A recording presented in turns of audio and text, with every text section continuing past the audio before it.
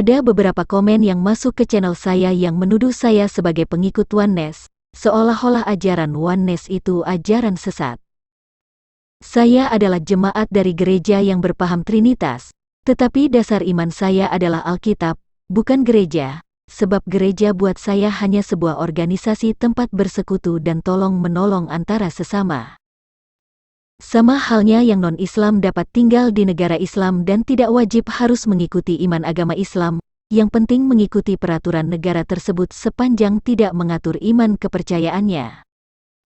Saya tidak mau mengikatkan diri kepada paham Trinitas, Oneness maupun yang lain, tetapi mengikatkan diri kepada firman Tuhan yang telah diajarkan oleh para rasul melalui Alkitab, sebab inilah ajaran yang asli disampaikan oleh para rasul yang mereka terima dari Yesus. Paham Oneness seolah-olah sebuah ajaran sesat atau bidat sehingga selalu dipandang secara negatif oleh pihak Trinitarian. Kalau apa yang saya sampaikan di dalam video ini ternyata lebih cocok kepada ajaran Oneness, mengapa harus diprotes dan dipandang negatif? Kalau saya menjelaskan tentang Tuhan berdasarkan Alkitab dan apa yang saya sebutkan mirip dengan paham Oneness dan kontradiksi dengan paham Trinitas, silakan dong Anda kaji ulang konsep Trinitas Anda. Sebab apa yang saya sampaikan adalah murni dari kajian isi Alkitab, bukan karena ikut-ikutan paham manapun. Oleh karena itu, di video ini saya akan mengupas kekeliruan paham Trinitas terhadap ajaran para rasul yang telah mereka tuliskan di dalam Alkitab. Sebelum Anda marah-marah terhadap saya yang membuat video ini, tolong Anda simak dengan cermat penjelasan saya, lalu Anda konfirmasi dengan pernyataan Alkitab. Sebab kita tidak sedang menguji pemahaman kita tentang Trinitas terhadap apa yang diajarkan oleh para pendahulu kita, tetapi kita sedang menguji apakah Trinitas yang berkembang luas itu Alkitabiah atau tidak. Bagi Anda yang mendukung channel ini, silahkan subscribe dan like, agar saya semakin semangat dalam menyampaikan kritik tentang ajaran Kristen untuk kesempurnaan pemahaman dan iman kita kepada Tuhan.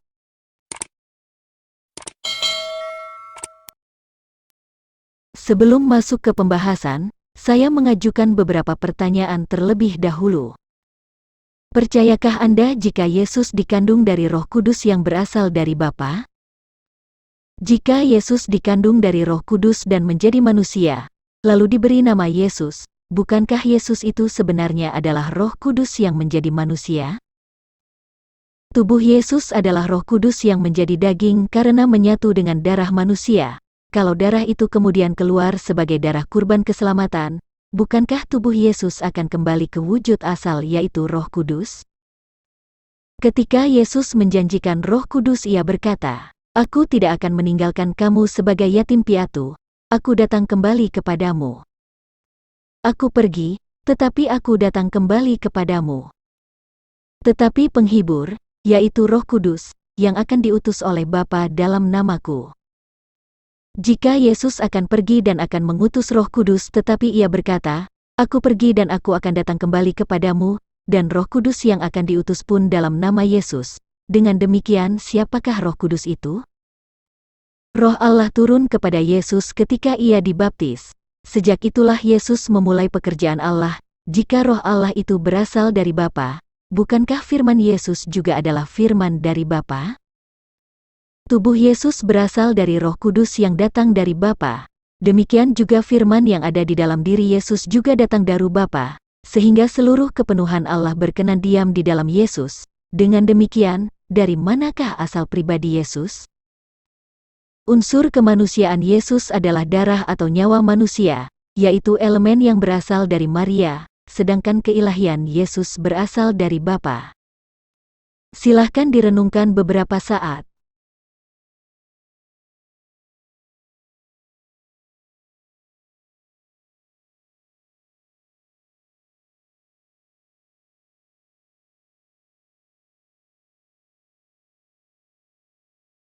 Video ini saya buat untuk perenungan kepada kita apakah konsep Tritunggal Allah yang kita jadikan sebagai doktrin gereja sesuai dengan firman Tuhan atau telah keluar dari ajaran Alkitab? Kalau pemahaman kita tentang Yesus tidak sesuai dengan apa yang diajarkan oleh para rasul melalui Alkitab, artinya kita belum mengenal Yesus dan tentu kita belum mengenal Allah. Yohanes 14 ayat 6-7. Kata Yesus kepadanya, "Akulah jalan dan kebenaran dan hidup.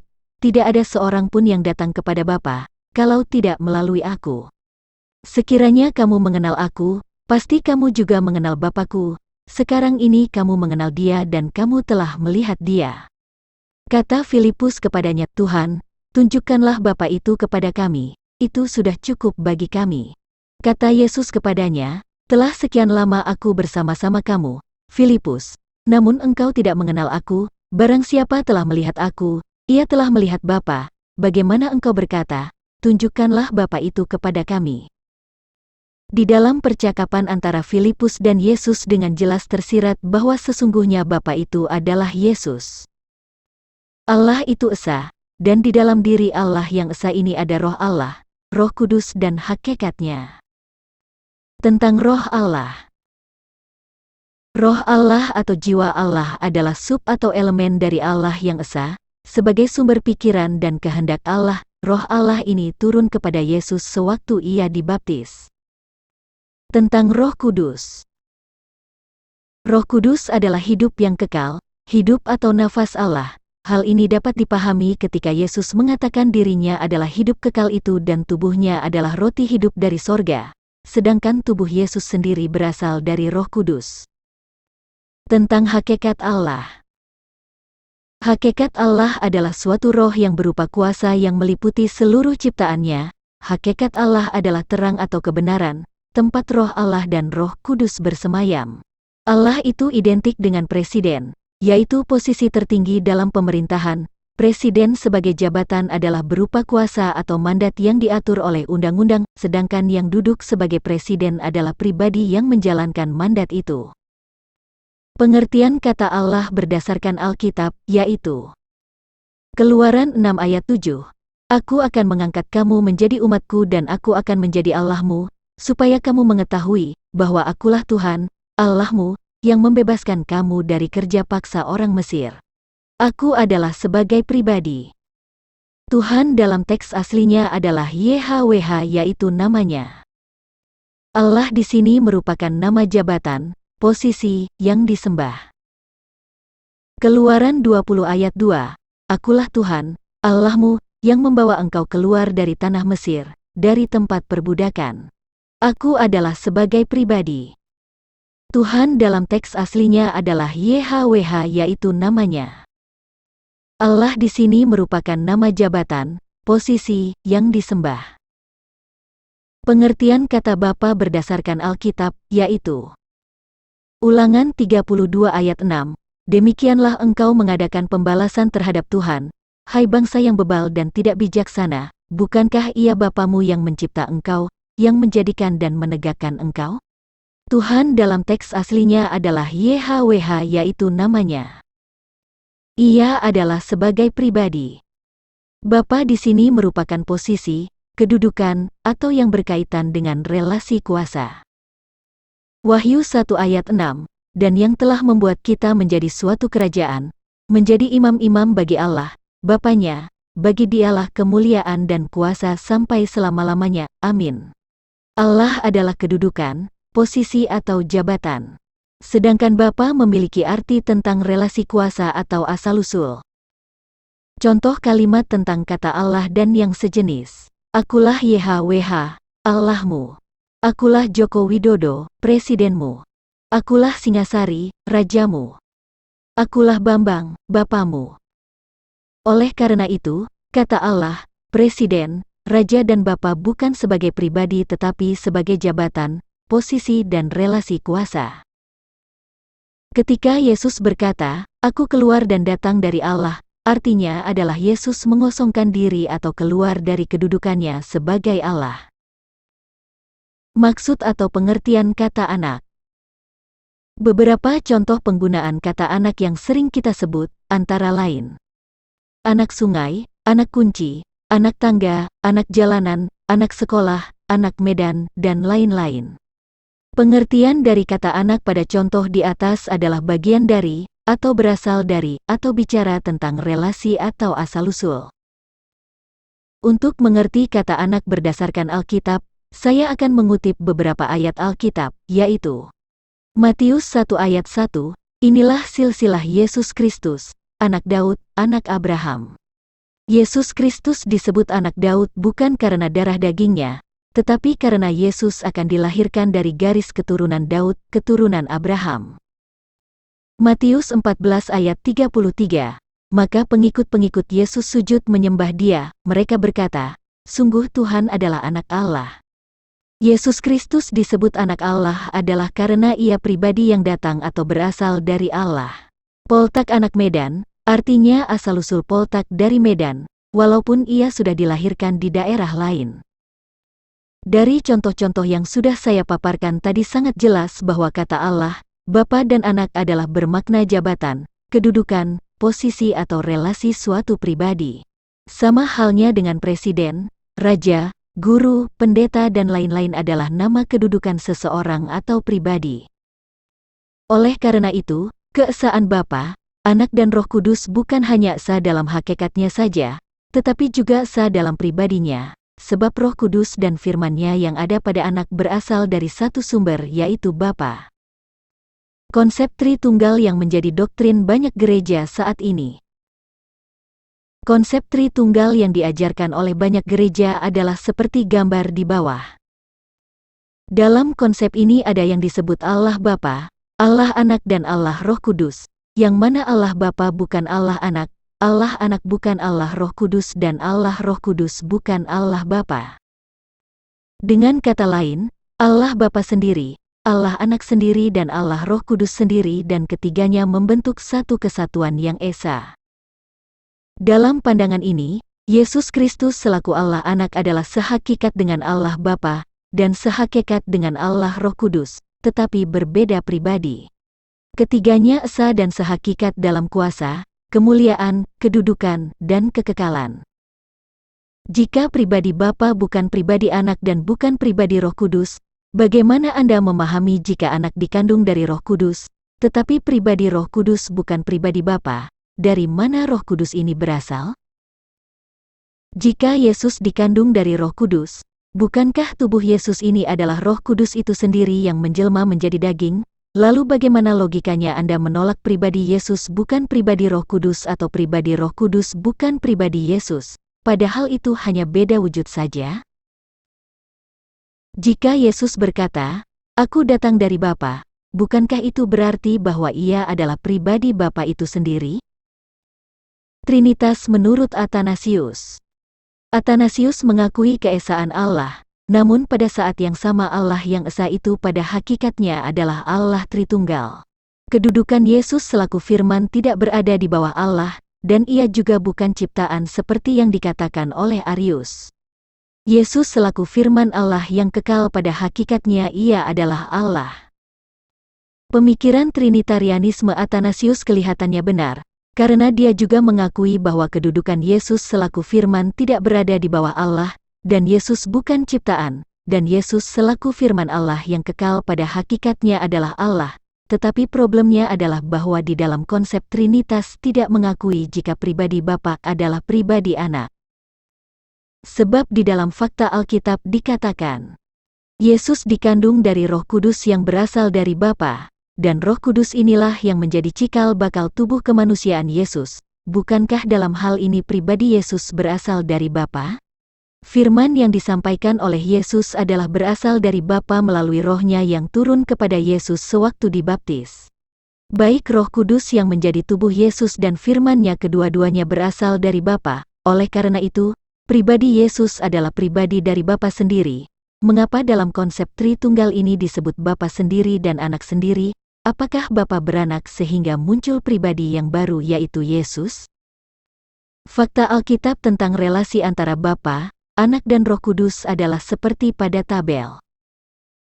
Baris pertama dari tabel ini adalah tentang sub atau elemen dari Allah, yaitu hakikatnya, Roh Allah sebagai sumber firman Allah dan Roh Kudus sebagai hidup yang kekal. Kolom pertama adalah posisi atau kedudukan dari pribadinya, baik sebagai Bapa atau Allah, sebagai Anak dan sebagai Roh Kudus. Penjelasan. Yesus dikandung dari Roh Kudus yang berasal dari Bapa. Artinya Yesus itu adalah Roh Kudus yang menjelma menjadi manusia. Roh Kudus hanya ada satu, sehingga Roh Kudus yang ada pada Bapa adalah sama dengan Roh Kudus yang menjadi tubuh Yesus dan sama juga dengan Roh Kudus yang turun di masa Pentakosta. Setelah ia mati secara manusia, tentu tubuhnya akan kembali ke wujud semula, yaitu Roh Kudus, sebab darah atau nyawa manusia yang berasal dari Maria telah ditumpahkan sebagai kurban keselamatan. Yesus naik ke sorga untuk kembali kepada Bapa dan menerima kembali kuasanya. Setelah itu ia datang lagi ke dunia sebagai Roh kebenaran, yaitu Roh Kudus untuk menyertai umatnya. Yesus berkata, "Aku tidak akan meninggalkan kamu sebagai yatim piatu. Aku datang kembali kepadamu." Padahal ayat ini adalah kedatangan penolong yang lain, yaitu Roh kebenaran, Roh Kudus. Kamu telah mendengar bahwa aku telah berkata kepadamu, "Aku pergi, tetapi aku datang kembali kepadamu." Padahal ayat ini adalah tentang kedatangan Roh kebenaran, Roh Kudus. Tinggal sesaat saja dan kamu tidak melihat aku lagi, dan tinggal sesaat saja pula dan kamu akan melihat aku. Padahal ayat ini adalah tentang kedatangan Roh kebenaran, Roh Kudus. Demikian juga dalam hal firman atau kehendak yang disampaikan oleh Yesus adalah kehendak dari Bapa melalui Roh Allah yang turun kepada Yesus ketika ia dibaptis, dan Roh Allah ini berdiam di dalam diri Yesus. Jika Yesus dikandung dari Roh Kudus di dalam rahim Maria, sudah pasti bahwa Yesus itu adalah Roh Kudus, tetapi telah berwujud daging karena bersenyawa dengan darah manusia. Dari perkataan Yesus ketika ia hendak mengutus Roh Kudus dan asal-usul Yesus yang dikandung dari Roh Kudus sudah ketahuan dengan jelas bahwa Roh Kudus itu adalah tubuh Yesus sendiri dalam wujud roh. Jika tubuh Yesus dikandung dari Roh Kudus yang berasal dari Bapa, dan di dalam diri Yesus juga berdiam Roh Allah sebagai firman-Nya juga datang dari Bapa, oleh karena itu pribadi Yesus adalah berasal dari Bapa, kecuali darahnya. Dengan kata lain, pribadi Yesus adalah pribadi Bapa, bukan pribadi yang berbeda. Oleh karena itu, keesaan Yesus dengan Allah bukan hanya sehakikat dalam kuasa, kemuliaan, kedudukan, dan kekekalan, tetapi juga esa dalam pribadinya.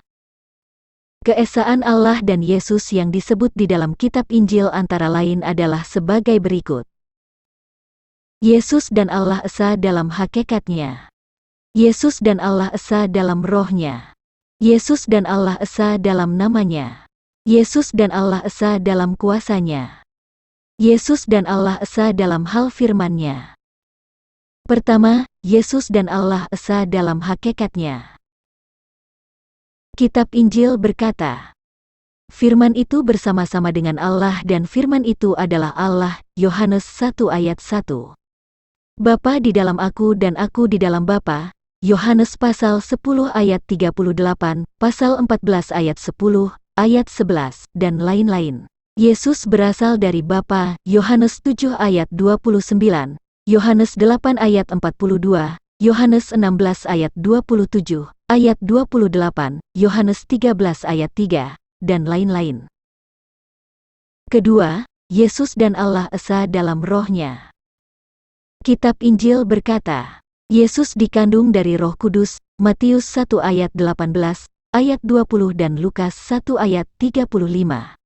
Sedangkan Roh Kudus itu berasal dari Bapa. Ketiga, Yesus dan Allah esa dalam namanya. Nama Yesus adalah nama Bapa yang diberikan kepada anak. Kitab Injil berkata, Aku telah menyatakan namamu kepada semua orang, yang engkau berikan kepadaku dari dunia. Mereka itu milikmu dan engkau telah memberikan mereka kepadaku dan mereka telah menuruti firman-Mu. Yohanes 17 ayat 6. Dan aku tidak ada lagi di dalam dunia, tetapi mereka masih ada di dalam dunia, dan aku datang kepadamu, ya Bapa yang kudus, peliharalah mereka dalam namamu, yaitu namamu yang telah engkau berikan kepadaku, supaya mereka menjadi satu sama seperti kita. Yohanes 17 ayat 11.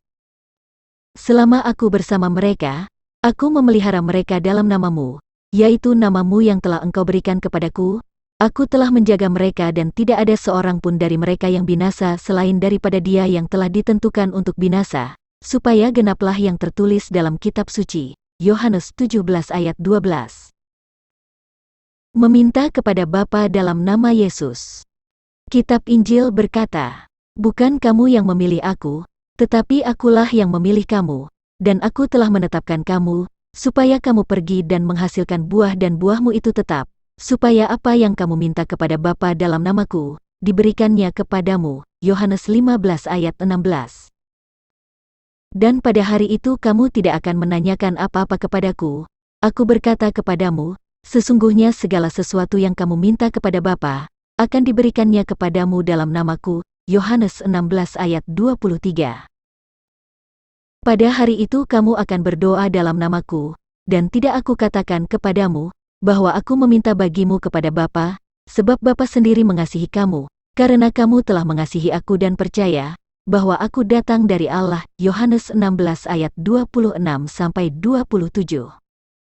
Dan lagi aku berkata kepadamu, jika dua orang daripadamu di dunia ini sepakat meminta apapun juga, permintaan mereka itu akan dikabulkan oleh Bapa-Ku yang di sorga. Sebab di mana 2 atau 3 orang berkumpul dalam namaku, di situ aku ada di tengah-tengah mereka. Matius 18 ayat 19-20. Keempat, Yesus dan Allah Esa dalam kuasanya. Kitab Injil berkata, semua telah diserahkan kepadaku oleh Bapa-Ku. Lukas 10 ayat 22. Yesus mendekati mereka dan berkata, kepadaku telah diberikan segala kuasa di sorga dan di bumi. Matius 28 ayat 18. Segala sesuatu yang Bapa punya, adalah aku punya. Yohanes 16 ayat 15, Yohanes 17 ayat 10. Kelima, Yesus dan Allah Esa dalam hal firman-Nya. Yesus disebut firman Allah karena roh Allah berdiam di dalam Dia, yang turun kepadanya ketika Ia dibaptis.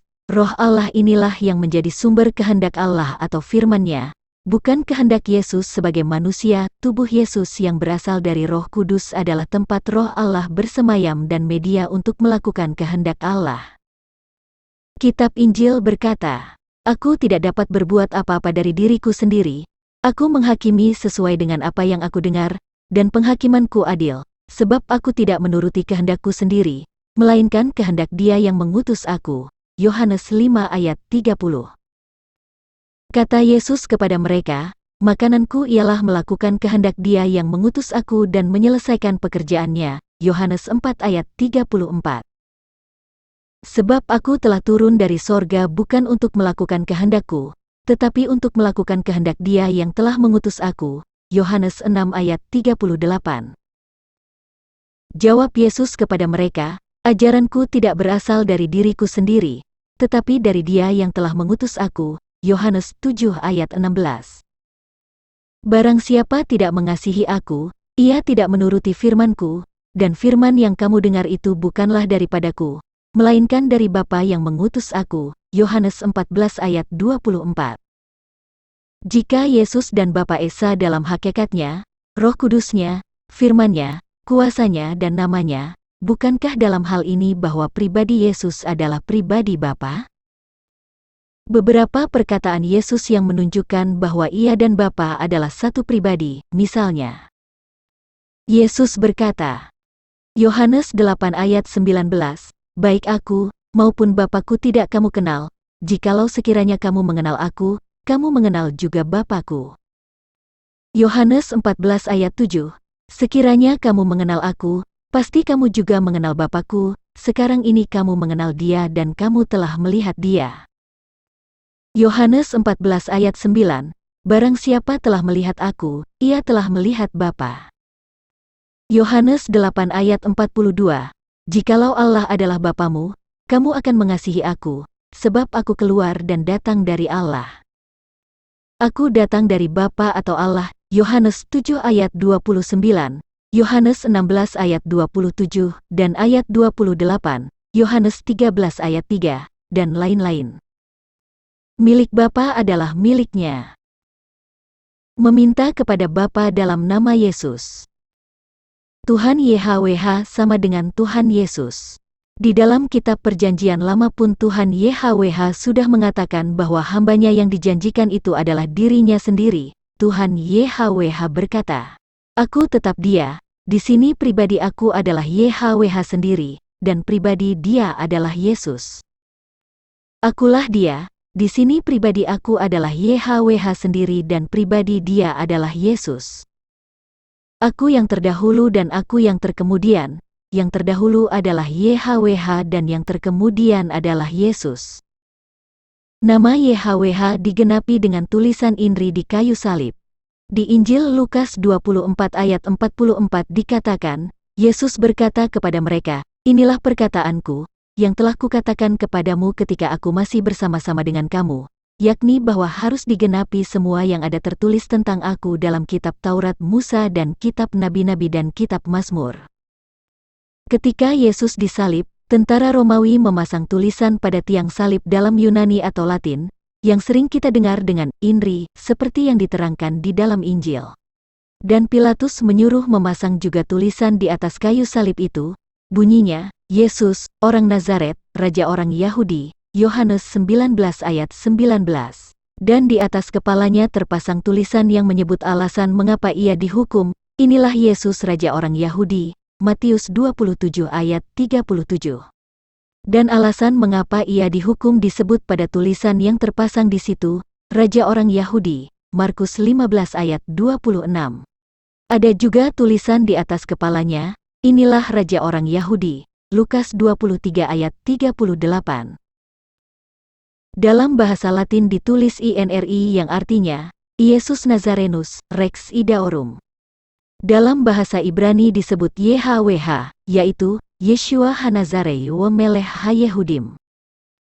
Oleh karena itu, Tuhan Yesus yang datang ke dunia sebagai anak Allah sesungguhnya adalah Tuhan YHWH yang dikenal di Perjanjian Lama. Allah sebagai satu pribadi tidak terdiri dari satu elemen saja di dalam dirinya. Di dalam Alkitab kita sering membaca atau mendengar ada Roh Kudus, firman Allah dan kuasanya. Ketiganya adalah roh-roh yang berbeda sebagaimana dengan manusia sebagai citra Allah juga terdiri dari tiga elemen, yaitu tubuh, jiwa, dan roh hidup.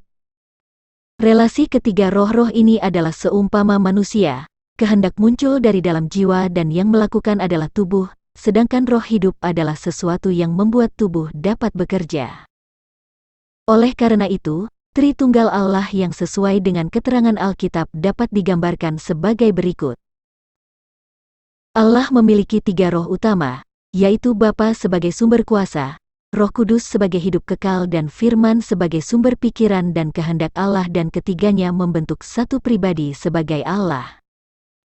Yesus yang keluar dari Allah yang kemudian disebut sebagai anak Allah memiliki dua elemen Allah, yaitu Roh Kudus sebab ia dikandung dari Roh Kudus dan Firman karena Roh Allah turun kepadanya.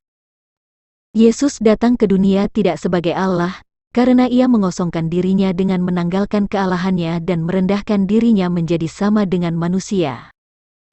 Bapa sebagai sumber kuasa seumpama jabatan presiden yang memberi kuasa kepada pribadi yang duduk sebagai presiden. Presiden tidak dapat berjalan sendiri tanpa ada pribadi yang duduk di sana. Demikian jugalah Allah bahwa ia bekerja melalui firman-Nya, dan Roh Kudus sebagai tubuh Kristus, kedua elemen inilah yang membentuk pribadi anak yang duduk sebagai Allah untuk menjalankan kehendak Allah. Sama halnya dengan manusia, pikiran atau kehendaknya akan diwujudkan melalui tubuhnya yang hidup. Seperti inilah sebenarnya ketritunggalan Allah yang diperlihatkan di dalam Alkitab, bukan seperti yang diajarkan oleh beberapa pendeta tentang Trinitas selama ini. Ketiga roh utama ini menghasilkan tujuh roh yaitu, roh Tuhan, roh hikmat, roh pengertian, roh nasihat, roh keperkasaan, roh pengenalan dan roh takut akan Tuhan. Untuk penjelasannya yang lebih lengkap, silahkan lihat dalam channel saya yang berjudul, Allah adalah Terang, atau Anda dapat membuka link videonya pada deskripsi video ini. Berbicara tentang anak yaitu Yesus, dalam keadaannya sebagai manusia ia memiliki dua elemen Allah, yaitu Roh Kudus dan Roh Allah yang membentuk satu pribadi. Kedua elemen ini keluar dari Bapa dan bersemayam di dalam hakikat manusia. Di dalam Alkitab tidak ada mengajarkan Allah Anak dan Allah Roh Kudus yang memiliki pribadi sendiri-sendiri yang berbeda dengan Allah Bapa, sebab di dalam Anak ada firman Allah dan Roh Kudus yang berasal dari Bapa. Dan Roh Kudus yang datang kemudian pun adalah tubuh Yesus dalam wujud roh setelah ia pergi kepada Bapa.